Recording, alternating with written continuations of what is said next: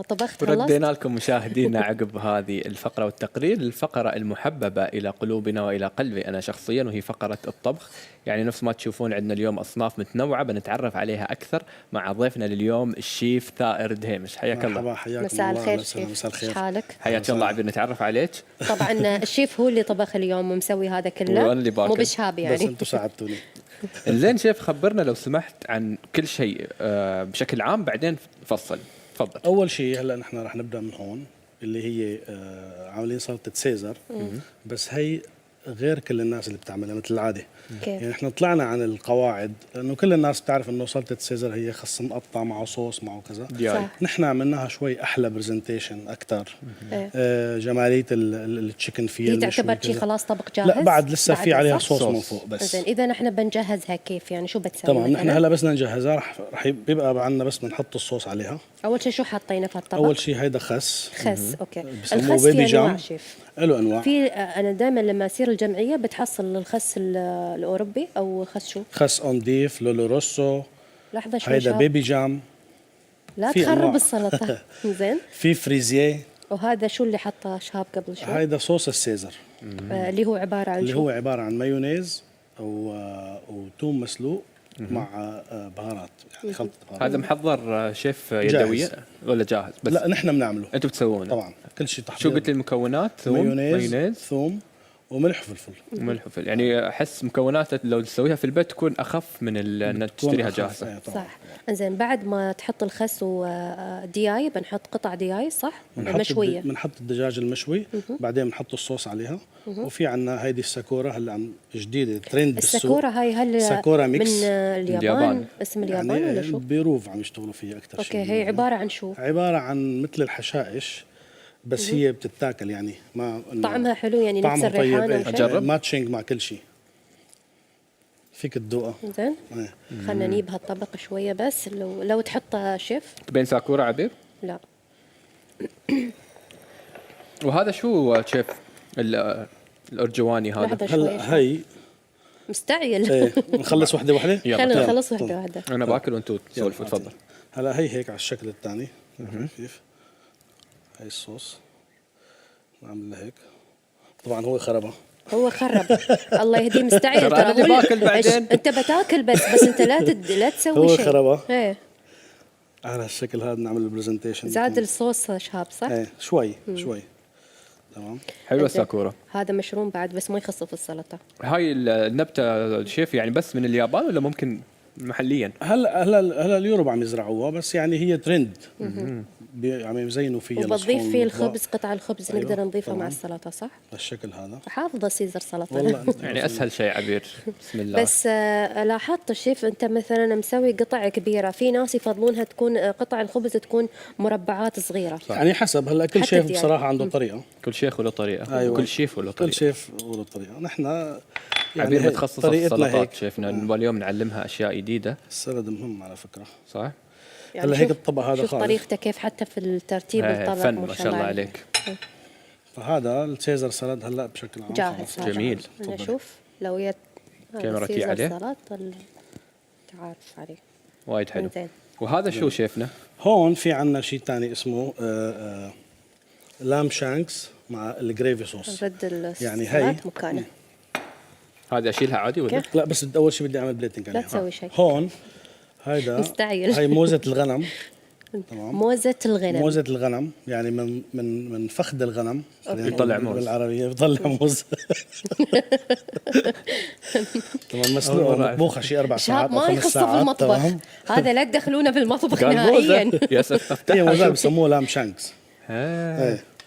تمام. الشيف تعرف شو شاب ذكرني قبل الفطور ب5 دقائق، هذا اللي يدخل المطبخ ويخرب كل بيخرب شيء الدنيا. ويسأل هذا هو. خلص. انزين، موزة الغنم هي عبارة عن لحم الغنم.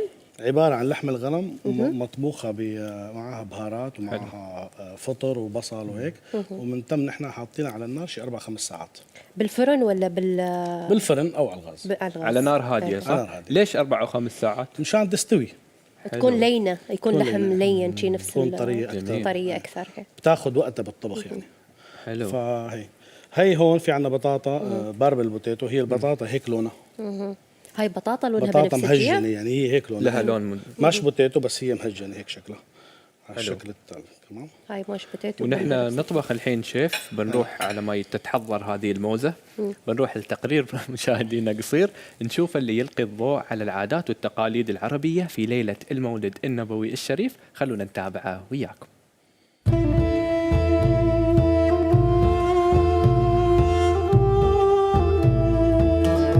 في 12 من ربيع الأول من كل عام يحتفل المسلمون في أرجاء العالم بذكرى ميلاد النبي محمد عليه الصلاة والسلام، وتعيش البلاد العربية بالذات فرحة أشبه بفرحة الأعياد.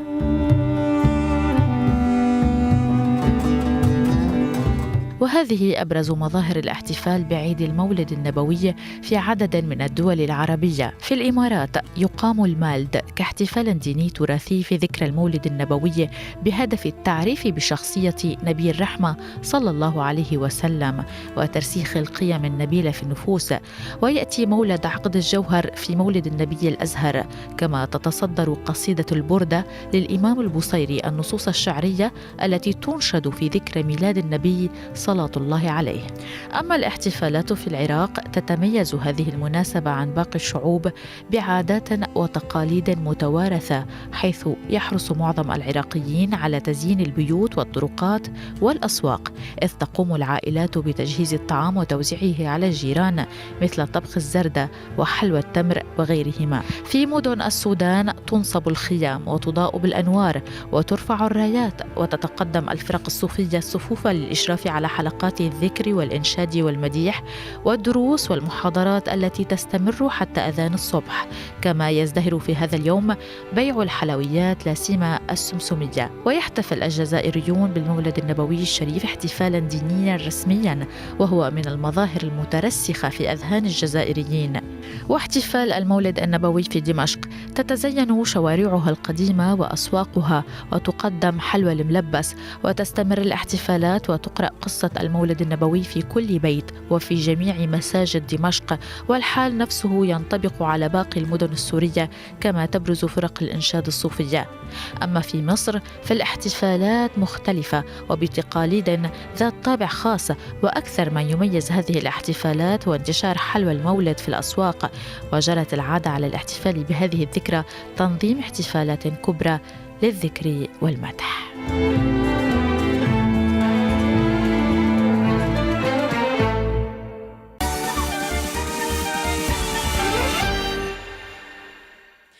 مثل ما شفتم مشاهدينا، احتفالات يشهدها العالم العربي والعالم الإسلامي بذكرى المولد النبوي الشريف على صاحبها أفضل الصلاة والسلام. ونحن في الإمارات عندنا احتفالنا الخاص، وهو المالد الإماراتي. نفس ما شفنا في التقرير كان يقام في الماضي ولا زال يقام ويحيى إلى يومنا هذا. كان في إكسبو وغيرها من الأماكن أقيم فيها هذا الاحتفال الجميل.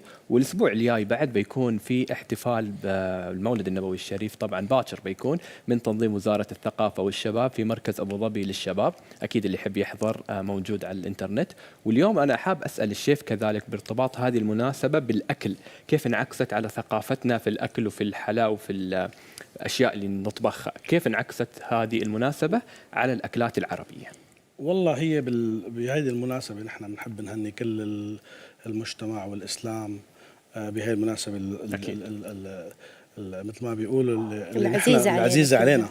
وبيبقى بقى كل بلد فيه له طقوسه. مثلا بالعيد في مصر حلاوة المولد، حلاوة المولد صحيح. بسوريا بنعمل نحن معمول مثلا بالجبن، معمول بالتمر. يعني كل بلد بتختص بأكلات حسب ثقافتها وعاداتها وموروثها. بيجتمعوا هالناس بيعملوا هالأكل، بيتغدوا بياكلوا بينبسطوا، يعني محتفلين بيحيوها احتفالات. وانت شايفنا هني شو سويت للسويت هذا اليوم؟ هيدا شيء اسمه سان سيباستيان، عبارة عن أحلى شيء هذا بالجبن. سان سيباستيان تشيز.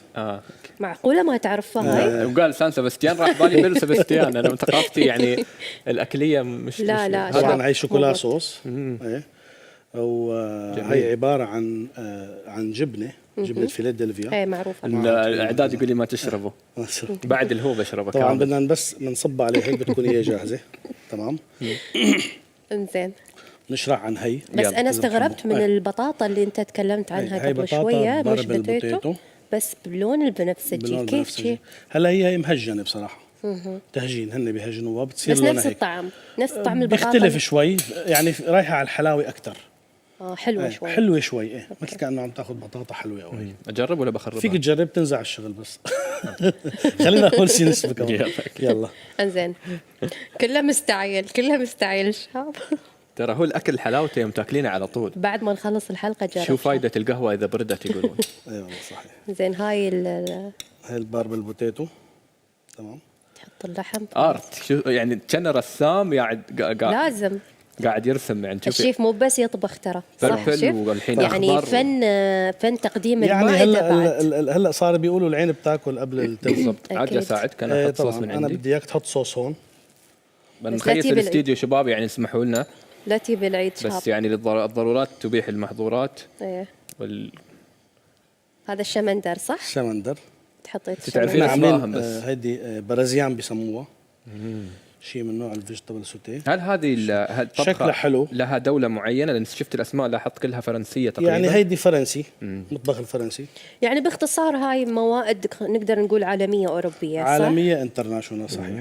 ما شاء الله عليك. وهي سيج آخر شيء، يلي هي مارمية بسموها البلاد العربية. حلو. القصعين بلبنان. ملاك منصور ونور منصور دائما كانوا يسوون. القصعين بسموها. نور منصور. هيدا الطبق هيك بشكل هذا خالص. وهذه اللي قلت لي عنها الساكورا. هيدي الساكورا. الساكورا. بنحاول نحن دائما نعمل فيها ديكور حلو. تجمل، يعني بيشتهي الواحد بقى. صح. أنا لاحظت شيء شيف وممكن تخبرنا أكثر عنه. أنت تحط ألوان وتحط مقادير معينة، مش إنه بس طبخ عادي، لا في فن، في لا، تفنن طبعاً، يعني. طبعاً. خبرنا أكثر هذه الموهبة بالذات، هل هي تتعلمها في دراستكم للطبخ ولا هي اكتسبتها بالممارسة؟ والله هي شوف الموسى صح. ذا كوكينج بيقولوا از كوكينج از باشن، يعني اذا واحد ما عنده شغف، اذا ما عنده شغف بالاكل وكذا ما بيطلع معه اكيد. عرفت كيف؟ فهي يعني خبرات بتكتسبها، خبره من مكان لمكان بتتنقل فيه، بصير عندك هاي الخبره وبتقدمها لهالناس.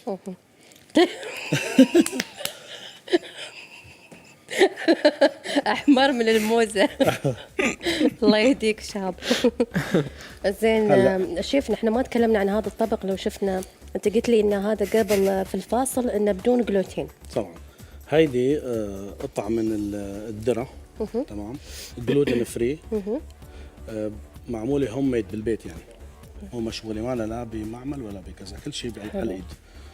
طريقة الشوي لاحظت إنه مو ما فيها زيت طريقة ولا هاي الشوي على مقلية. البان فراي. حلو. يعني حتى اللي مسوي دايت يقدر ياكل هالأكلة. طبعا. حلو. وزين والجبن اللي داخل فوقها رمان. هيدي اكثر من نوع جبنه، فيها بلو تشيز، فيها بري، فيها جريير، فيها فيلادلفيا. هذا بس. شوف شرحت وهذا لنا عنه. رمان. طبعا هيدي كلها يعني كشكل وكطعم يعني جديد. تاخذ القطعة هاي شي تغمسها. تغمسيها. وتغمس شي بالجبن. وهذا شو كسكسي؟ هيدي بيري. بهالطريقة صح؟ صح. اللي هي عباره عن جزر وبطاطا حلوه، تمام، ويقطين. حلو. وهذا اللي فوق مش اكل مغربي او؟ لا هاي كينوا. كينوا. نحن عاملين ميكس، يعني ايجن فيوجن.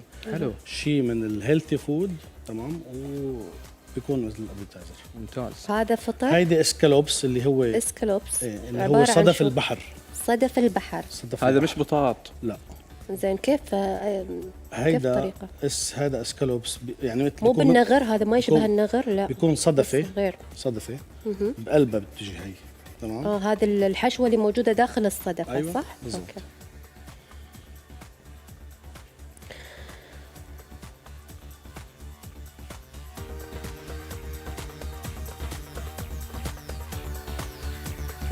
والصوص هذا في الأخير بتحطه على حنسكبه هذا، هيك صح؟ الشكل. نسكبه، فينا نسكبه. يلا. بس الصوص هذا عبارة عن شوكولات شو؟ لأن أحس إنه حتى اللون عبارة عن شوكولات وكريم فريش. كريمة فريش. لأن هاي بعد خففت ممكن الشوكولات أنت من بالضبط. حدة الشوكولات. هاي عبير ممكن نسويها في البيت صح؟ ولا لازم تكون مخفوقة في السوبر ماركت؟ لا بتصير بالبيت. ما في شو مكوناتها؟ هي شوكولا، عبارة عن شوكولا وكريم فريش بقلبها. فعلا لذيذة. لفتني عبير انها متماسكة. يعني هاي حلوة حتى إذا أنت بتطالع فيلم. صح. سناك، يعتبر موضوع طبعاً. سناك. ما شاء الله عليك. أبدعت الشيء. أنا كان عندي سؤال. ولاحظت أنت هني حاط بعد باودر وحبات الشوكولات الصغيرة. يعني هدول مشان البرزنتيشن بنقول نحن فينا نحط شوي هيك. كان عندي سؤال شيف، تفضل. اذا حد حاب انه يدرس الطبخ، الحين الطبخ تخصص صار، طبعاً. مش بس موهبه او انك تتعلمه بروحك، هل في اماكن او معاهد او دورات طبعا ممكن؟ معاهد في جامعات هلا فرنسا بكل البلدان في. حلو. لازم تتعلم تصير عندك لازم. عشان ما تخبص مثل بتعلم ما من الشيف خبصت أنا. اليوم. يعني أوكي؟ هي عباره عن دراسه وخبره، لازم يكون في خبره وفي دراسه. حلو. يعطيك الله العافية يعافيك شيف، احنا وشرفتنا. استمتعنا بصراحة بالأطباق اللي أنت قدمتها لنا، شكراً. فعلا أطباق يعني ارتحنا بالنظر وبالطعم، توني بديت أطعم يعني شيء بدنا طيب ما نشوف شاء هلا، الله. بدنا نجرب. اكيد الحين خلاص ما نرتاح. قصرت، شكرا. اهلا وسهلا.